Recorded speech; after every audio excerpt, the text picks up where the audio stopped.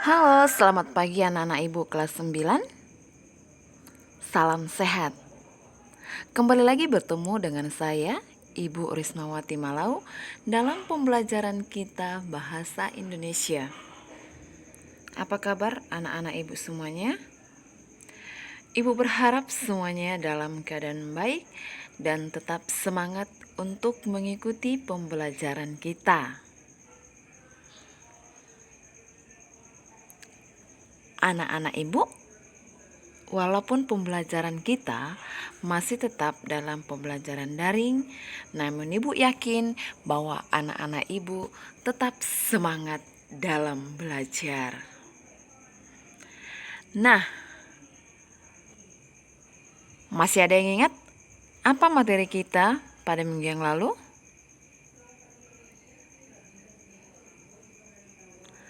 Iya, cerpen. Yaitu? Iya, fungsi cerpen, ya kan?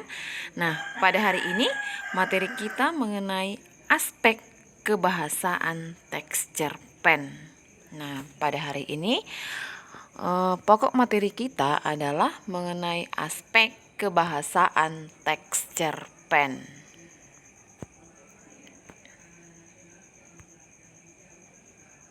Nah, adapun KD kita pada hari ini yaitu KD 36. KD 36 yaitu menelaah struktur dan aspek kebahasaan cerita pendek yang dibaca dan didengar.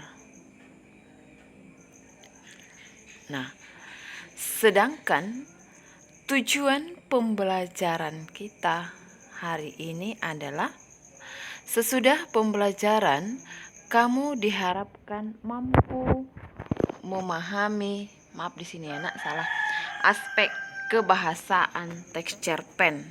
Ya, ini salah tercopy Bu. Yaitu tujuan pembelajaran kita sesudah pembelajaran kamu diharapkan mampu menjelaskan aspek kebahasaan teks cerpen. Nah, seperti biasa, sebelum kita melanjutkan pembelajaran kita lebih dalam lagi, pembahasan kita mengenai aspek kebahasaan teks cerpen, kita menyerahkan diri kita terlebih dahulu kepada Sang Pencipta kita agar semua aktivitas kita sepanjang hari ini diberkati. Marilah kita tandai diri kita dengan tanda kemenangan Kristus dalam nama Bapa dan Putra dan Roh Kudus. Amin. Salam Maria, penuh rahmat, Tuhan sertamu. Terpujilah engkau di antara wanita, dan terpujilah buah tubuhmu Yesus.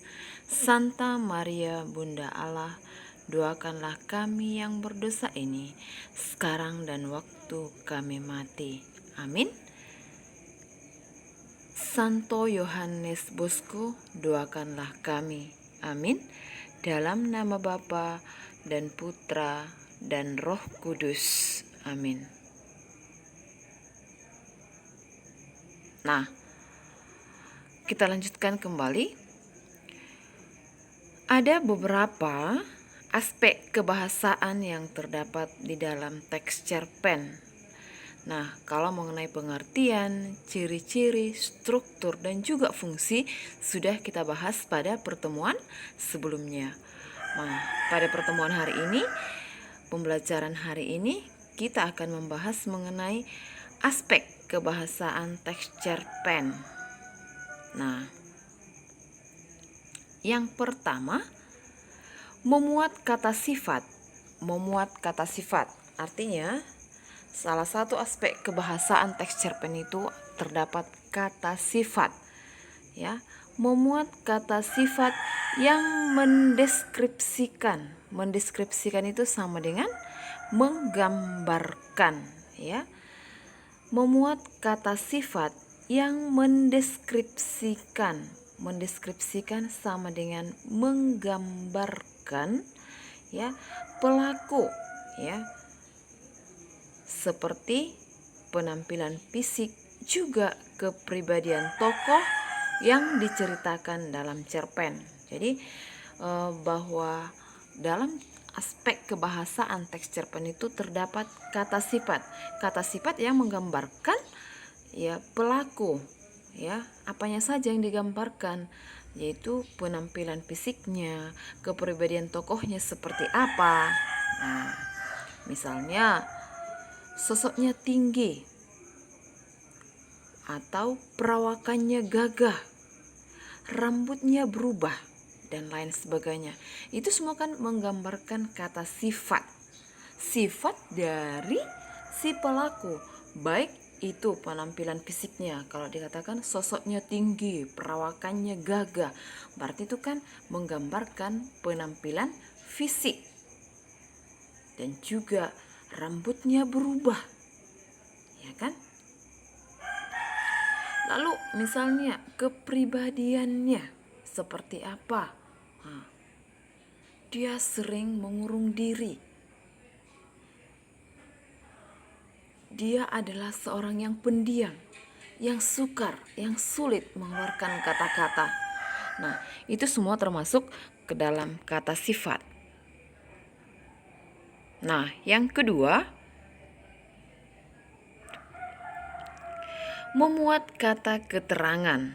Nah, memuat kata keterangan. Ya, ini nanti menyangkut latar, ya. Nah, memuat kata keterangan untuk mendeskripsikan, ya.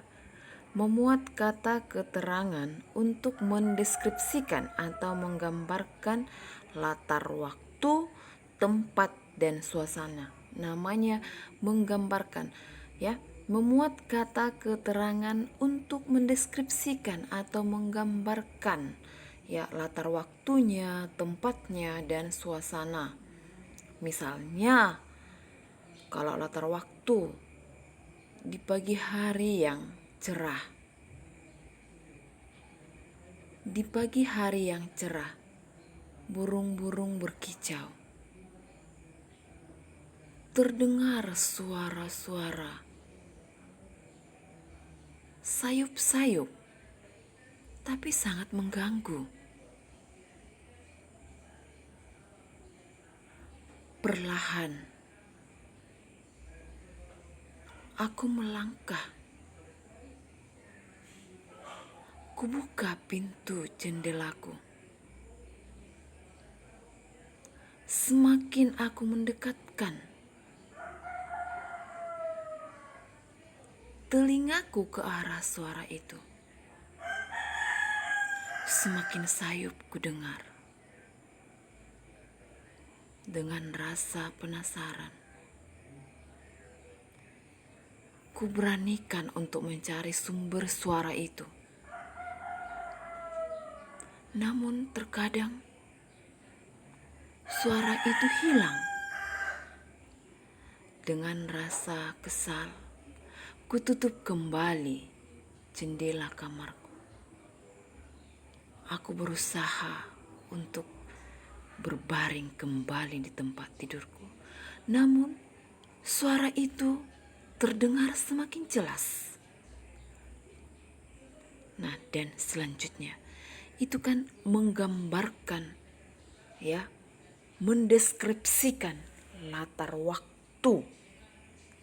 Dan juga di sana sudah tergambar tempat sekaligus suasana. Kira-kira suasana apa yang tergambar di sana? Kalau waktunya tadi kan sudah jelas, pagi hari. Tempatnya dia berada di kamar tidur.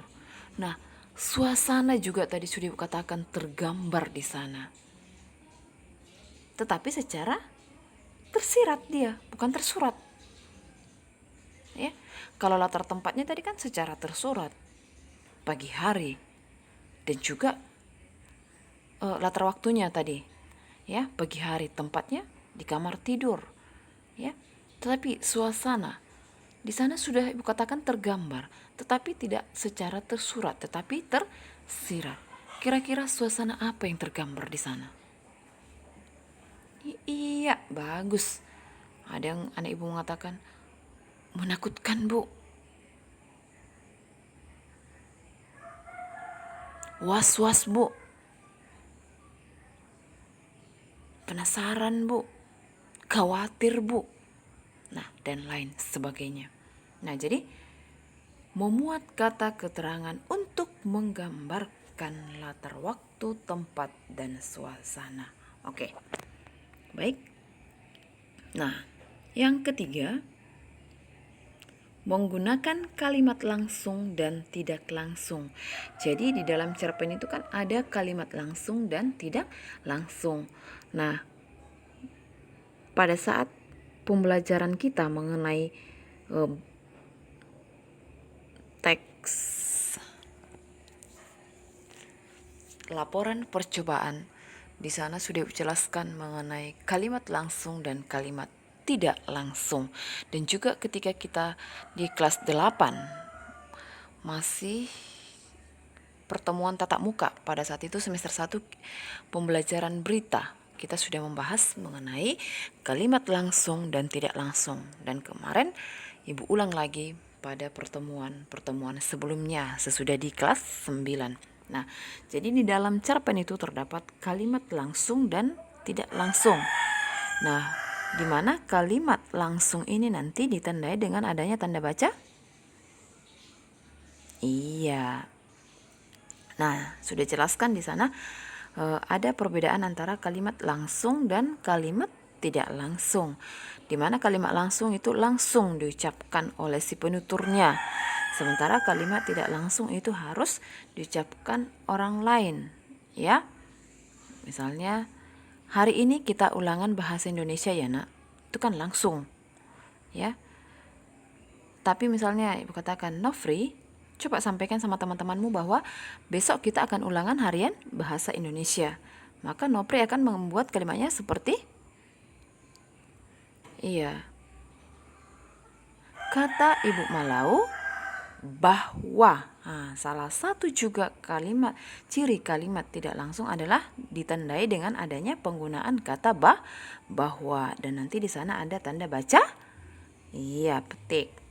Oke, baik. Yang berikutnya, yang keempat, menggunakan gaya bahasa yang bersifat konotasi. Menggunakan gaya bahasa yang bersifat konotasi. Ingat kembali pembelajaran kita pada kelas 8. Ada makna denotasi dan ada makna konotasi. Di mana makna denotasi adalah makna yang sebenarnya, sesungguhnya. Ya. Sementara makna konotasi adalah makna yang tidak sebenarnya atau mengandung makna kiasan. Contoh, ya kan, kalau makna denotasi, masakan ibu hari ini sangat pedas. Ya, itu makna konotasi atau denotasi? Iya, denotasi. Makna yang sebenarnya, ya. Mungkin ibunya memasak rendang setengah kilo tapi cabenya dibuat 2 kilo, jadi sangat pedas. Nah, contoh yang kedua masih menggunakan kata yang sama, kata pedas. Hari ini Ibu Malau mengeluarkan kata-kata yang pedas untuk anak kelas 9 yang tidak menyelesaikan tugas. Nah, pedas di situ makna denotasi atau konotasi? Iya, makna konotasi, ya. Karena di situ kamu tidak bisa mencicipi, merasakan langsung, ya. Aduh, setiap ibu ngomong, ih pedas ya Bu, manis ya Bu, bukan. Tetapi pedas di situ ibu mengeluarkan kata-kata mungkin yang menyakitkan perasaanmu. Jadi makna denotasi dan konotasi. Denotasi adalah makna yang sesungguhnya, makna yang sebenarnya, ya. Sementara makna konotasi mengandung makna kias. Contoh lain, misalnya kita menggunakan kambing hitam, ya kan? Juan membeli 3 ekor kambing hitam. Itu makna denotasi atau konotasi? Juan membeli kambing hitam 3 ekor. Iya, makna denotasi. Berarti si Juan membeli kambing yang berwarna hitam sebanyak 3 ekor. Nah, contoh yang kedua masih menggunakan kambing hitam. Felix menjadi kambing hitam dalam persoalan itu. Felix menjadi kambing hitam dalam persoalan itu. Nah, itu makna denotasi atau konotasi? Iya, konotasi. Apakah si Felix di situ kambing yang berwarna hitam? Oh, tidak ya. Nah, tetapi kambing hitam dalam kalimat yang kedua yaitu orang yang dipersalahkan. Oke. Jadi, di dalam cerpen itu juga terdapat gaya bahasa yang bersifat konotasi. Ya kan? Oke. Yang berikutnya, yang kelima, bahasa yang digunakan umumnya tidak baku dan tidak formal. Garis bawahi umumnya, secara umum. Jangan pula kamu katakan nanti, Bu, saya pernah kok membaca cerpen yang menggunakan bahasa yang resmi atau formal, ya. Tetapi Bu katakan tidak baku dan tidak formal. Garis bawahi. Ini jangan terjadi kesalahan sama anak ibu. Makanya ketika kita membaca jangan membaca setengah-setengah, ya hanya ekornya saja sehingga nanti salah. Sama ketika kita mendengarkan informasi jangan kamu tangkap ekornya saja, ya kan? Tangkap mulai dari pangkalnya sampai ujungnya, jangan hanya dari ujungnya saja sehingga kamu tidak tahu, atau pangkalnya saja, ujungnya nggak usah didengarkan seperti apa penyelesaiannya, ya kan? Nah, bahasa yang digunakan umumnya, garis bawahi umumnya, ya kan? Berarti kan secara umum, ya, tidak baku dan tidak formal. Kalau ibu katakan umumnya, ya kan? Berarti masih bisa digunakan nanti di sana kata yang formal. Karena dalam cerpen itu juga, ya, terdapat juga kata yang formal, ya. Tetapi secara umum cerpen itu menggunakan kata tidak baku dan tidak formal. Oke. Baik. Yang berikutnya, yang keenam, menggunakan gaya bahasa perbandingan, pertentangan dan perulangan, ya. Gaya bahasa perbandingan. Misalnya, ya, tenaganya kuat seperti baja. Nah, kan ada dua hal yang dibandingkan, ya kan? Pertentangan, ya. Dia seorang gadis yang cantik, tetapi sayangnya dia adalah seorang pemalas. Ya, di sana juga terdapat gaya bahasa perulangan ataupun repetisi. Repetisi bukan repetan orang tuamu atau repetan ibu malau, ya. Repetisi, gaya bahasa perulangan. Misalnya, dia menangis, menangis, menangis, menangis dan menangis. Nah, jadi ada kata yang diulang, diulang, diulang, yaitu repetisi atau perulangan. Oke. Jadi menggunakan gaya bahasa perbandingan ada dua hal yang dibandingkan. Misalnya, mukanya pucat bagaikan bulan kesiangan, ya kan? Nah, pertentangan seperti yang katakan tadi, dia seorang gadis yang cantik, tetapi sayangnya dia adalah seorang pemalas. Perulangan itu repetisi, ada beberapa kata yang diulang, ya.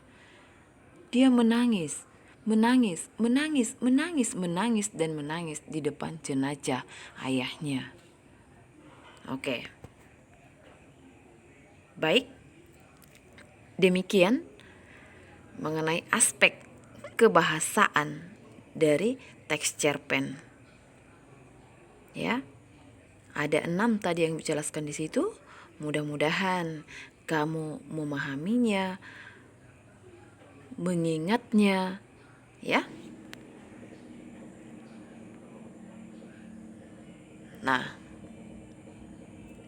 sebagai penutup, Ibu akan tetap memberikan pantun sama kamu. Mudah-mudahan kamu bisa mengambil hikmah dari setiap pantun yang Ibu berikan. Ya, mungkin kamu merasa jenuh, bosan. Ya, Ibu ini terus memberikan pantun. Tapi ada tujuan Ibu untuk memberikan pantun. Mudah-mudahan dengan pantun yang berikan hati kamu tergugah. Ya, ada hikmah yang kamu ambil dari situ.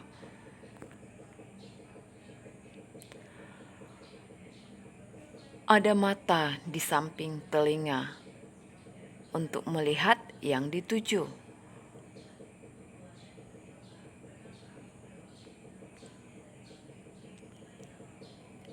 Ilmu itu untuk ditimba, bukan semata dibiarkan berlalu.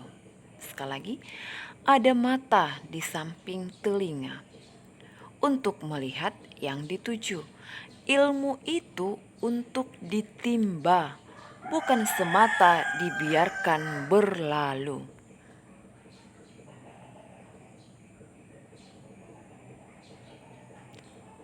Dua tiga anak nelayan pergi ke laut mencari ikan. Jika ingin wujudkan angan, belajar jangan dinomorduakan. Sekali lagi, 2 3 anak nelayan pergi ke laut mencari ikan. Jika ingin kamu wujudkan angan, belajar jangan dinomorduakan. Terima kasih. Tetap semangat dalam belajar. Salam sehat. Tetap ikuti protokol kesehatan. Disiplin protokol kesehatan harga mati. Apapun pandanganmu soal COVID-19, mari disiplin protokol kesehatan untuk melindungi kamu, keluarga, dan lingkungan dengan melakukan 4 hal. Sekali lagi, disiplin protokol kesehatan harga mati.